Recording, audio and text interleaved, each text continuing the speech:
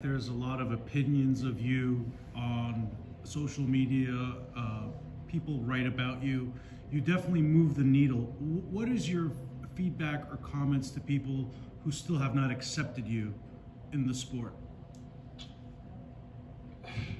You know, I'm putting the work in, and I understand why people don't want to accept me yet, but I've had 2 flawless victories, and I'm really dedicating my life to this. You know, I have a $8 million mansion in Calabasas that I haven't stayed at for 6 months.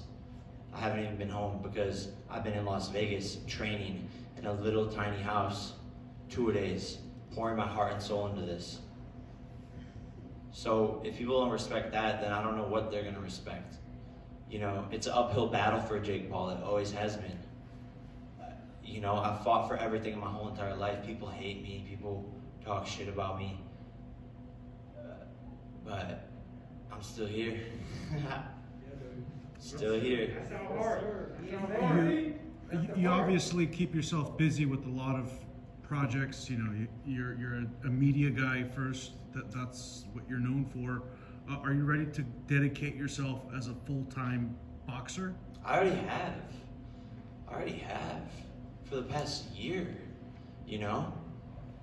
I've forfeited so many opportunities for this sport, millions of dollars of opportunities, content I could be posting, merch I could be selling, millions of views I could be getting, albums I could be dropping, movies I could be starring in, all because I want to box.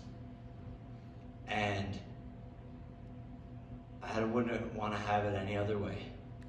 How's the money in boxing compared to your Google dollars off the ads? I don't know. The money's cool, you know? But I already made a lot of money. Now I want to die a legend.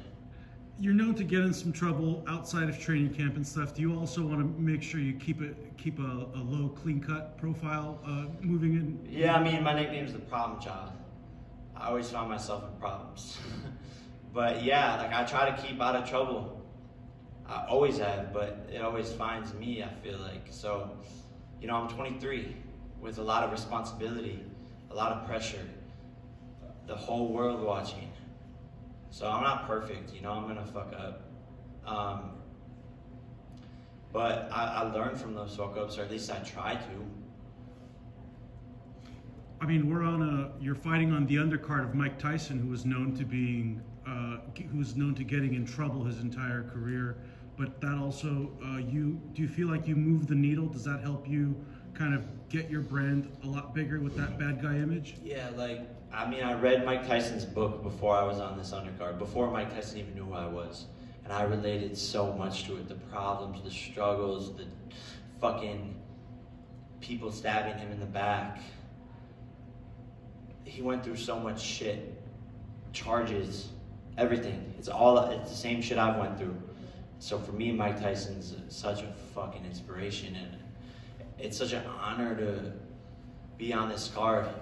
And I feel like I've literally had almost the same exact life as him, you know, in different ways. So I've learned a lot from him, and when we met, I asked him for that advice. I was like, yo, how do you stay focused outside the ring? And we had a heart-to-heart, but it's a dream come true. And to put on a performance like that, I don't know. Well, what do you tell to people who kind of call you like the butterbean of the sport now? You're kind of like a sideshow. They kind of come, and people watch it as kind of as an added value type of a deal. Next question. I stole the show tonight. They can fuck off. Next question. How do you feel about Tyson and Jones's performance? I thought it was dope, you know? I'm a little upset that they made it a draw, but they gave it their all, and they both looked good. Mike came out swinging. Mike won, Jay. Mike won. Let's give Mike the W. I want to see Mike Tyson versus Evander Holyfield. Put me on the undercard. I'm biting someone's ear off. And lastly, A lot of people talk about, you know, the Charlo brothers fighting each other, Mm-hmm. if the Klitschko brothers would ever fought each other. Would you ever fight Logan Paul if the money was right?